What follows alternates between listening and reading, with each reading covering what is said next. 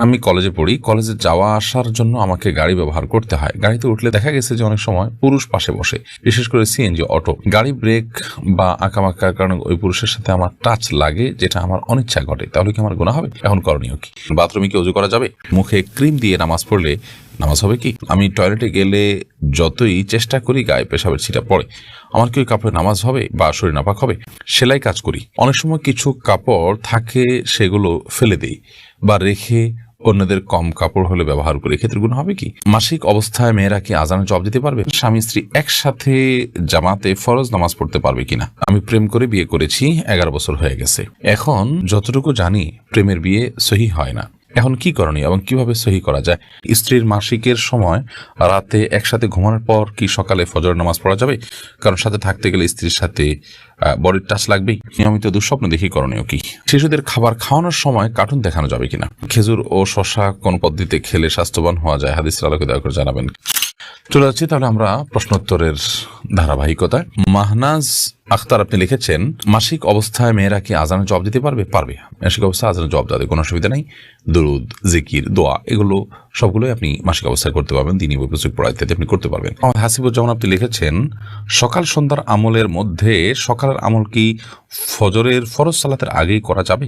হ্যাঁ, যাবে। ফজরের ওয়াক্ত হয়ে গেছে তখন থেকে আপনি সকালের আমলগুলো আপনি করতে পারেন, এবং আসরের পর থেকে আপনি সন্ধ্যার আমল বা দিনের শেষ প্রহর থেকে আপনি সন্ধ্যার আমল করতে পারবেন, কোনো অসুবিধা নেই। এস হার্ট উর্মি ইসলাম এডি থেকে আপনি লিখেছেন, সেলাই কাজ করি, অনেক সময় কিছু কাপড় থাকে সেগুলো ফেলে দেই বা রেখে অন্যদের কম কাপড় হলে ব্যবহার করি, ক্ষেত্রে গুণ হবে কি? ছোটখাটো কাপড়ের টুকরো যদি বের হয় তাহলে সেক্ষেত্রে এটার কারণে কোনো গুণ হবে না। আর যদি উল্লেখযোগ্য কাপড়ের টুকরো বের হয়, যেটা সাধারণত যিনি বানাতে দিয়েছেন তার দাবি থাকতে পারে, তাহলে সেক্ষেত্রে এটা তাকে ফেরত দিতে হবে, অথবা রাখতে হলে তাকে বলতে হবে যে যে টুকরো এটা আছে এটা আপনি নেবেন কিনা। তিনি নিতে চাইলে তাকে দিয়ে দিতে হবে, আর না নিতে চাইলে এটা রেখে দিতে হবে। সোহেল পাটোয়ারি হিয়াটি থেকে আপনি লিখেছেন, আমি প্রেম করে বিয়ে করেছি, 11 বছর হয়ে গেছে। এখন যতটুকু জানি প্রেমের বিয়ে সহি হয় না। এখন কি করণীয় এবং কিভাবে সহি করা যায়? আপনার বিয়ে যদি যথাযথ নিয়ম হয়ে থাকে, দুজন সাক্ষীর উপস্থিতিতে এবং মহারণা ধার্য হয়ে থাকে, মেয়েদের অভিভাবক ছিল, আপনার অভিভাবক ছিল, সব মিলিয়ে বিয়ে যদি হয়ে থাকে, আলহামদুলিল্লাহ বিয়ে হয়ে গেছে। কিন্তু আপনি বিবাহের আগে যে অবৈধ সম্পর্ক করেছিলেন সেটার জন্য আল্লাহর কাছে মাপ চাইবেন, লজ্জিত হয়ে তওবা করবেন, এবং ভবিষ্যতে কোনোদিন আর বিবাহকৃত সম্পর্ক কারোর সাথে করবেন না, সে মর্মে ইস্তেগফার উভয় করবেন। ইনশাআল্লাহ বিদিন এটি আপনাদের সেই পাপ বা সে গুনাহ মাফ হওয়ার জন্য যথেষ্ট হবে।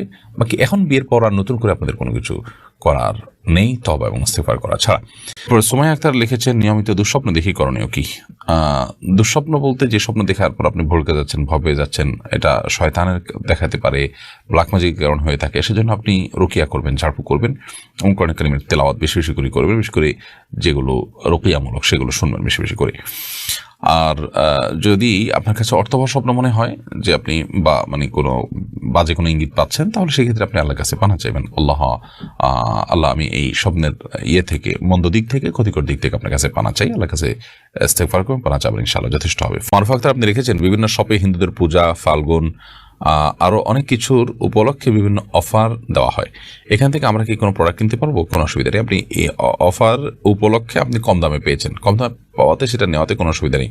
আপনার এই নেওয়ার কারণে কোনো অন্যায় কাজে সহযোগিতা হচ্ছে না এবং কোনো প্রকার সহযোগিতার সম্পর্ক এখানে নেই। যেহেতু কোনো প্রকারভাবেই সহযোগিতা হয় না, বিধায় এটি নেওয়াতে কোনো অসুবিধা নেই। যদি তাদের কোনো শিরকের কাজে সহযোগিতা হয় এমন কোনো কাজ আপনি করেন, তাহলে সেটা আপনার জন্য নাজায়েজ এবং গুনাহ হবে। ফাতেমা লিমা আপনি লিখেছেন, খেজুর ও শশা কোন পদ্ধতিতে খেলে স্বাস্থ্যবান হওয়া যায়? হাদিসের আলোকে দয়া করে জানাবেন। খেজুর এবং শশা খাওয়ার পদ্ধতি তো হাদিসে তো এটার খাওয়ার কোনো পদ্ধতি উল্লেখ নাই, তবে সুন্নাহ সম্মত পদ্ধতি হলো নবী করিম সাল্লাল্লাহু আলাইহি ওয়াসাল্লাম বেজোড়কে আল্লাহ তাআলা বেজোড়কে পছন্দ করেন, সেই হিসাবে বেজোড় সংখ্যক খাওয়া যদি সুযোগ থাকে, এবং খেজুর রোতাব বা আদা কাঁচা আদা পাকা খেজুর খাওয়াটা রমজান মাসে বা ইফতারের সময় নবী সাল্লাল্লাহু আলাইহি ওয়াসাল্লামের পছন্দনীয় কাজ ছিল, এতটুকু আমরা জানি। এছাড়া এগুলো যে কোনো খাবারের ক্ষেত্রে আপনি অন্যান্য যে সুন্নাহ আছে সেগুলো ফলো করবেন, ডান হাত দিয়ে খাওয়া এবং বিসমিল্লাহ বলে খাওয়া ইত্যাদি।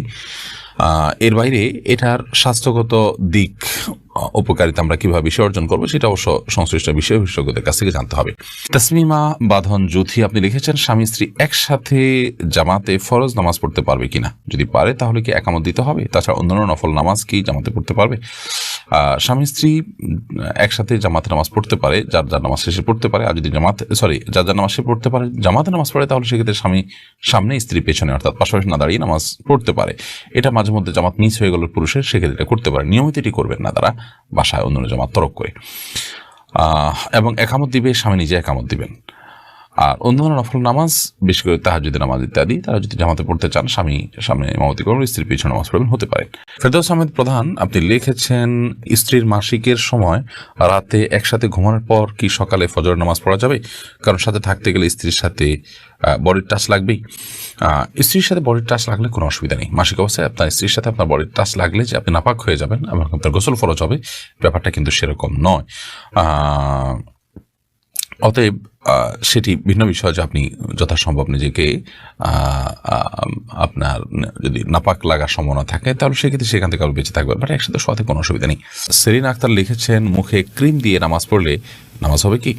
মুখে ক্রিম দিয়ে নামাজ পড়লে নামাজ হয়ে যাবে, কোনো অসুবিধা নেই। ক্রিম, লোশন বা কোনো প্রকার ওয়েল ইত্যাদি পাক পবিত্র যদি হয় তাহলে সেক্ষেত্রে যে ব্যবহার করলে নামাজের কোনো ক্ষতি হবে না ইনশাআল্লাহ। তার ইমরান আলী আপনি লিখেছেন, শিশুদের খাবার খাওয়ানোর সময় কার্টুন দেখানো যাবে কিনা? খাবার খাওয়ানোর সময় যদি আপনি কার্টুন দেখান, কার্টুনগুলোতে ম্যাক্সিমামই আজকাল মিউজিক থাকে। এই যে মিউজিক থাকে সেজন্য কিন্তু এই ধরনের কার্টুন দেখা বাচ্চাদেরকে দেখানো জায়েজ নয়, গুনাহের কথা। কারণ আপনি সেখানে মিউজিকের যে গুনাহ হারাম সেটিতে লিপ্ত হয়ে যাচ্ছেন, বিধায় সেটি জায়েজ নয়। এবং এর কুপ্রভাব বাচ্চাদের উপরে পড়ে, মনস্তাত্ত্বিকভাবে বাচ্চারা দিন বিমুখ হয় এবং ফাসিকি মানসিকতা তাদের মধ্যে তৈরি হয় ইত্যাদি নানা কারণে এরকমটি করা জায়েজ নয়। আর যদি সেখানে মিউজিক না থাকে কিংবা সাউন্ড বন্ধ করে নেন, সেখানে অশ্লীল কোনো কিছু না থাকে, তাহলে এটা নাজায়েজ বা হারাম হবে না।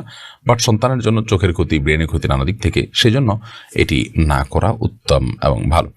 ফারজানা ফারজু এডি থেকে দেখেছেন, আমি টয়লেটে গেলে যতই চেষ্টা করি গায়ে পেশাবের ছিটা পড়ে, আমার কি ওই কাপড়ে নামাজ হবে বা শরীর নাপাক হবে?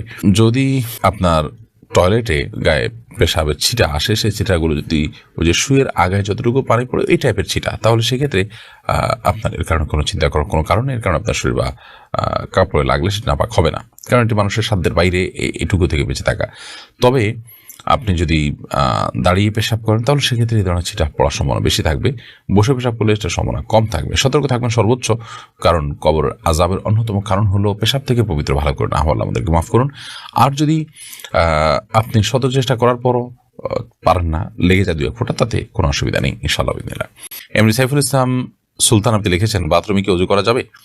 বাথরুমে ওযু করা যাবে, তবে সেখানে বিসমিল্লাহ মুখে উচ্চারণ করবেন না, মনে মনে বলবেন। আর যদি বাথরুমের বাইরে, টয়লেটের বাইরে যদি আপনার ওযু করার ব্যবস্থা থাকে, সেটা সবচেয়ে উত্তম এবং ভালো।